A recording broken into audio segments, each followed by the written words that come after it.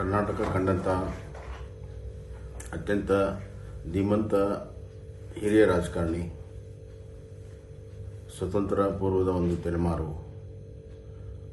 ಭಾರತ ದೇಶ ಕರ್ನಾಟಕದಲ್ಲಿ ವಿವಿಧ ಮಹತ್ವ ಹುದ್ದೆಗಳನ್ನು ಅಲಂಕರಿಸಿ ಆಡಳಿತಾತ್ಮಕವಾಗಿ ಅಪಾರವಾದ ಅನುಭವ ಇರುವಂಥ ನಮ್ಮ ಕನ್ನಡದ ಹೆಮ್ಮೆಯಾಗಿದ್ದಂಥ ಸನ್ಮಾನ್ಯ ಶ್ರೀ ಎಸ್ ಎಂ ಕೃಷ್ಣ ಅವರು ಬಹಳ ಕಾಲದಿಂದ ಅನಾರೋಗ್ಯದಿಂದ ಬಳಲುತ್ತಿರುವಂಥದ್ದು. ಇವತ್ತು ಅವರು ನಿಧನ ಆಗಿರುವಂಥ ಸುದ್ದಿ ಕೇಳಿ ನಮಗೆ ಬಹಳಷ್ಟು ದುಃಖ ಆಗಿದೆ, ದಿಗ್ಭ್ರಮೆ ಆಗಿದೆ. ಒಬ್ಬ ಹಿರಿಯರು, ಮಾರ್ಗದರ್ಶಕರು, ಹಿತಚಿಂತಕರನ್ನ ಕಳ್ಕೊಂಡಿದ್ದೇವೆ ಅನ್ನೋಂಥ ಭಾವನೆ ನನಗೆ ಬರ್ತಾ ಇದೆ. ಕರ್ನಾಟಕ ಎಸ್ ಎಂ ಕೃಷ್ಣ ಅವ್ರನ್ನ ಕಳ್ಕೊಂಡು ಭಾಳ ಬಡವಾಗಿದೆ. ಸಾರ್ವಜನಿಕ ಜೀವನದಲ್ಲಿ ಅತ್ಯಂತ ಒಂದು ಪರಿಶುದ್ಧವಾಗಿರುವಂಥ ಬದುಕನ್ನು ನಡೆಸಿ ಆದರ್ಶಮಯವಾಗಿರುವಂಥ ನಡವಳಿಕೆಯಿಂದ ಇಡೀ ಭಾರತಕ್ಕೆ ಅತ್ಯಂತ ಪ್ರಿಯರಾಗಿದ್ದಂಥವ್ರು ಎಸ್ ಎಂ ಕೃಷ್ಣ ಅವರು ವಿದೇಶದಲ್ಲಿ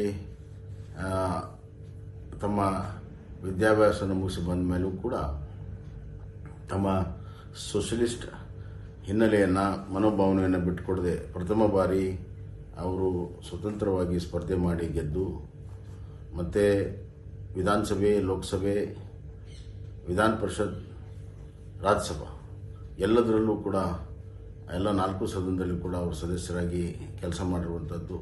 ರಾಜ್ಯದ ಮಂತ್ರಿಗಳಾಗಿ, ಮುಖ್ಯಮಂತ್ರಿಗಳಾಗಿ, ಮಹಾರಾಷ್ಟ್ರದ ರಾಜ್ಯಪಾಲರಾಗಿ ಮತ್ತು ಕೇಂದ್ರದ ವಿದೇಶ ವ್ಯವಹಾರ ಸಚಿವರಾಗಿ ಇವತ್ತು ಭಾರತದ ಸೇವೆಯನ್ನು ಕೂಡ ಅವರು ಮಾಡಿದ್ದಾರೆ. ಕರ್ನಾಟಕ ಸೇವೆಯನ್ನು ಕೂಡ ಅವರು ಮಾಡಿದ್ದಾರೆ.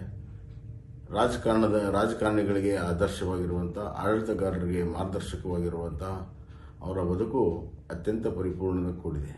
ಅವರ ಮಿತವ್ಯಯ ಮಾತು, ಅವರ ಭಾಷೆ, ಅವರ ನಡವಳಿಕೆ ನಮ್ಮ ಯುವ ರಾಜಕಾರಣಿಗಳಿಗೆ ಇವತ್ತು ಅತ್ಯಂತ ಅವಶ್ಯಕತೆ ಇದೆ ಅಂತ ನಾನು ಭಾವಿಸ್ತೇನೆ. ಕರ್ನಾಟಕದಲ್ಲಿ ಒಬ್ಬ ಧೀಮಂತ ನಾಯಕ, ದೂರದೃಷ್ಟಿಯ ನಾಯಕ ಮತ್ತು ವಿಶೇಷವಾಗಿ ಕರ್ನಾಟಕದ ಅಭಿವೃದ್ಧಿಯಲ್ಲಿ ಭಾಳ ದೊಡ್ಡ ಪಾತ್ರವನ್ನು ವಹಿಸಿದಂಥವ್ರು.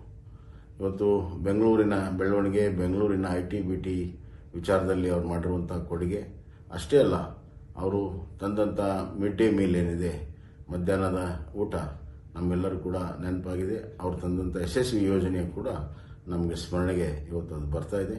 ಅಷ್ಟೇ ಅಲ್ಲ, ಅವರು ಇವತ್ತು ರಾಜಕಾರಣದಲ್ಲಿ ಯಾವುದೇ ಹುದ್ದೆಯಲ್ಲಿದ್ದರೂ ಕೂಡ ತಮ್ಮ ವ್ಯಕ್ತಿತ್ವವನ್ನು ಎಂದೂ ಕೂಡ ಬಿಟ್ಟುಕೊಡದೆ ಅತ್ಯಂತ ಸ್ವಾಭಿಮಾನದ ಬದುಕನ್ನು ಕೂಡ ಅವರು ನಡೆಸಿದ್ದರು.